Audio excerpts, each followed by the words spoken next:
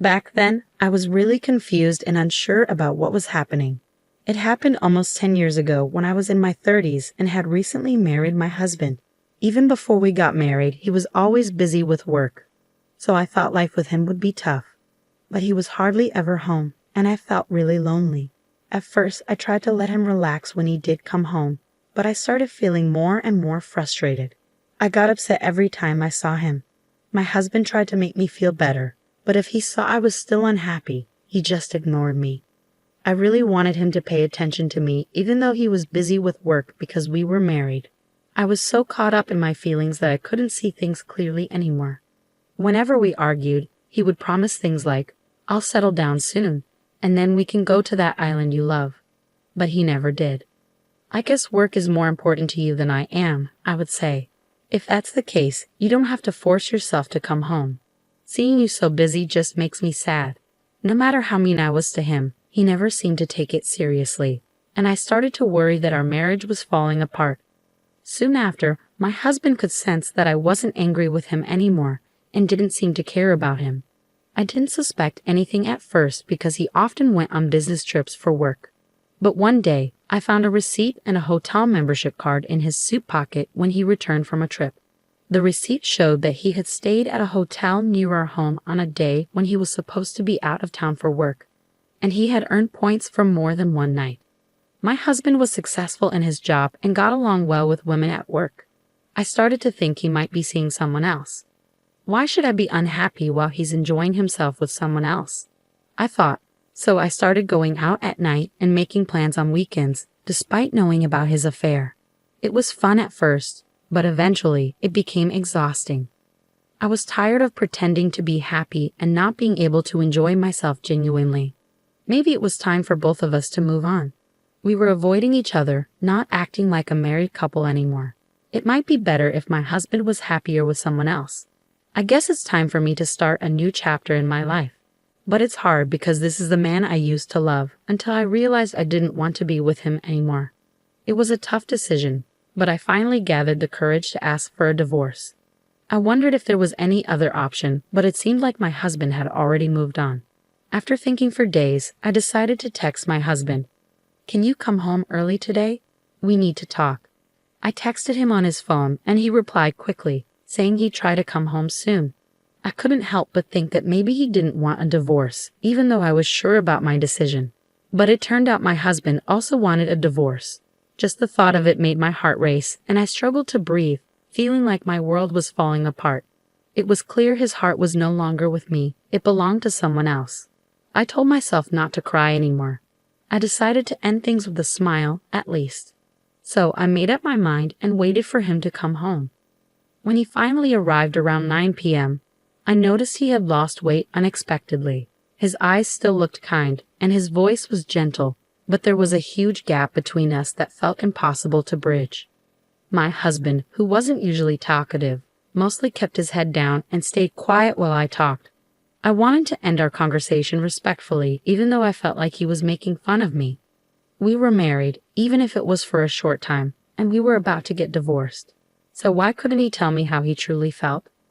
I got angrier and started arguing with him, but he stayed quiet and listened to me. I wanted him to speak up, so I told him I knew about his new girlfriend, even though he probably thought I was clueless. If he knew I was onto him, he'd probably get defensive and make excuses. When I said this, my husband looked surprised at first. Then he chuckled and asked, "Really? You knew?"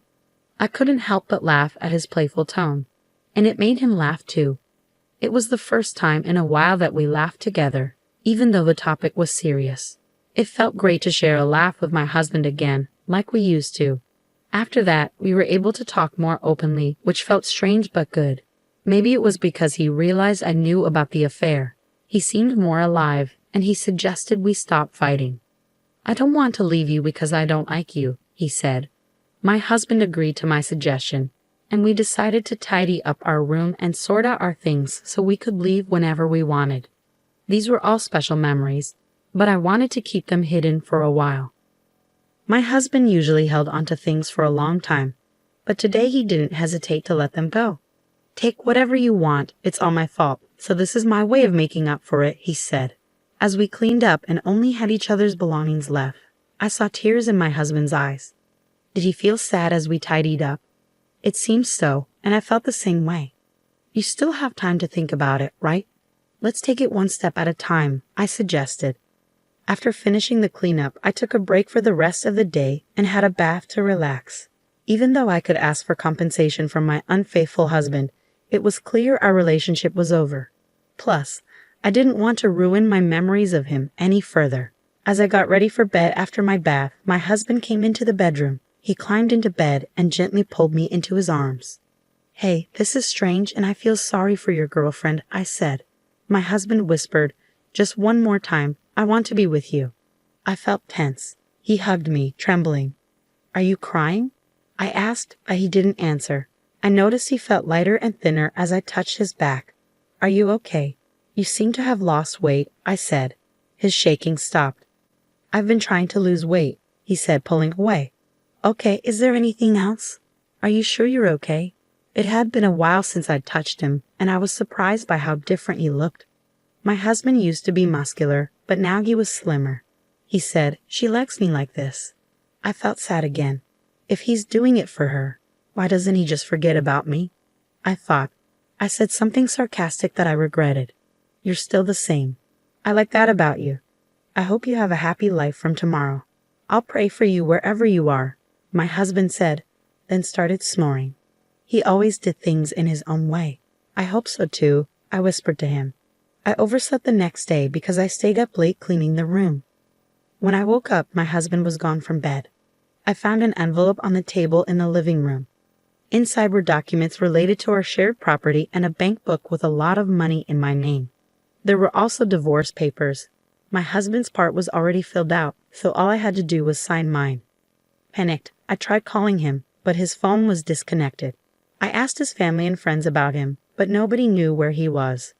I even contacted his company and found out he had quit a few months ago, which surprised me considering how dedicated he was to his work.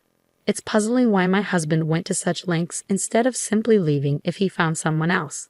And why is everyone keeping quiet? I'm growing suspicious of people, and not being able to contact my husband is taking a toll on my mental health. My husband had arranged compensation for me, and now that I'm free, I decided to spend some time in a place I love. We reached a remote island, which took nearly a day to get to from the mainland. It was sparsely populated, with about 3,000 residents. I had been there once with my husband and fell in love with its natural beauty and slow pace. He had promised we'd return once he finished his work. I miss him, but maybe what I need now is the peace and quiet of this place. I quit my job and moved to the island a few months later, renting out my house. It was a risky decision, but I couldn't stay in that house with so many memories. I'm not sure how my husband paid off the mortgage, but I know he worked hard. I didn't want to disregard all the effort my husband put in, so I felt hesitant to just move on without understanding everything. There were so many oddities, but I couldn't ask my husband anymore. I decided to spend time on a serene island, unwinding and letting myself relax. I gradually adjusted to island life and got to know my neighbors. Although I had enough resources to live comfortably without working, I found that doing nothing made me feel even more down. So I started helping out, assisting the elderly residents with their needs. At first, I was seen as an outsider, but as I got more involved, I was relieved to be accepted as part of the community. While settling into my routine, I found out from a colleague that a new resident had arrived from the mainland for medical treatment. He had fallen ill and chose our island as his final stop because there were no medical facilities available. Moving to an island without medical support is challenging unless you're well prepared.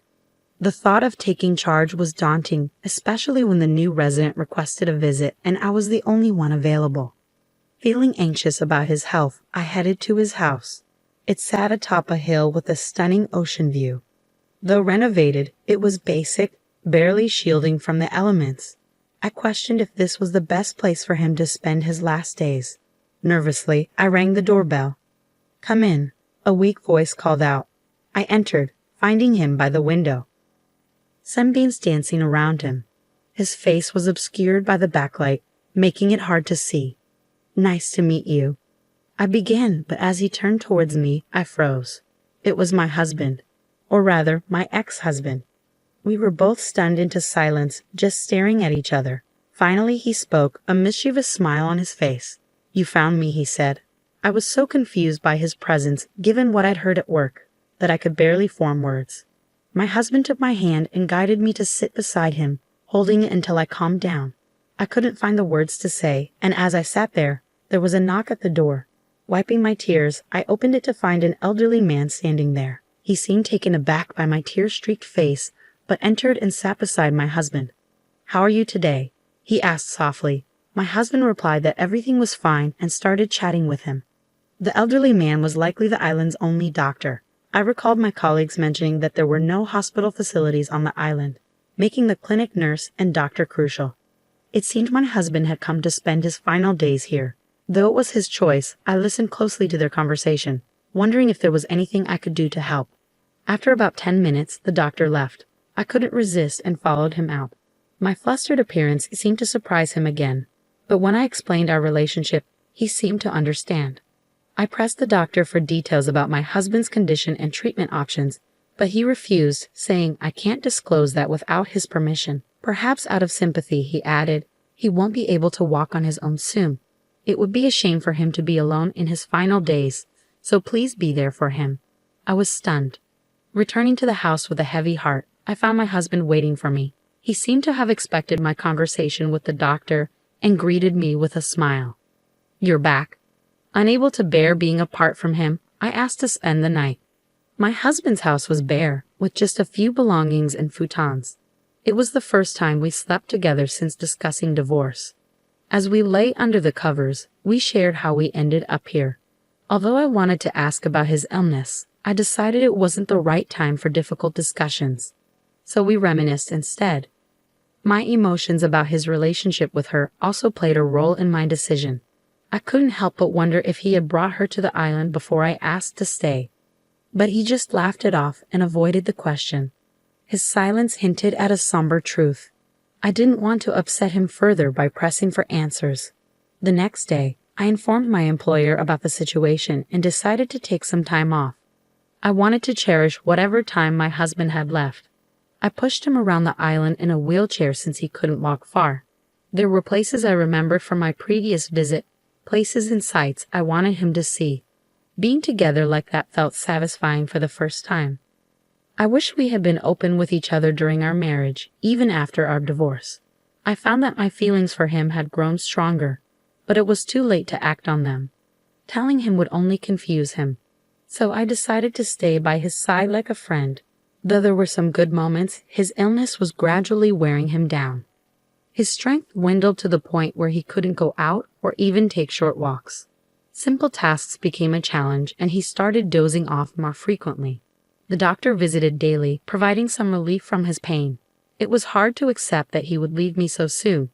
I cared for him tirelessly, never leaving his side so he wouldn't be alone when he woke up, which could happen at any moment. Sometimes he'd wake up and share the dream he just had, or he'd recount old memories as if they were recent. I treasured each moment, even though it deepened my sadness. As time passed, my husband stopped waking up as often. Even when he wasn't talking, I stayed close, reading his favorite books and describing the world around us so he could still feel connected. One day, I wanted to share the beauty of a sunset with him. I held his hand and tried to speak, but his hand felt cold, and his breathing was shallow. His chest rose and fell in an odd rhythm. Panicked, I called the doctor, who promised to come right away.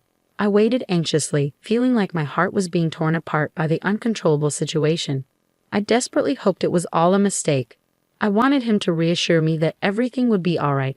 But when the doctor arrived, he examined my husband and solemnly said, "His blood pressure has dropped significantly. It's time to let him go peacefully. He wants you by his side, so I'll step back. Don't worry, I'll be close by if needed."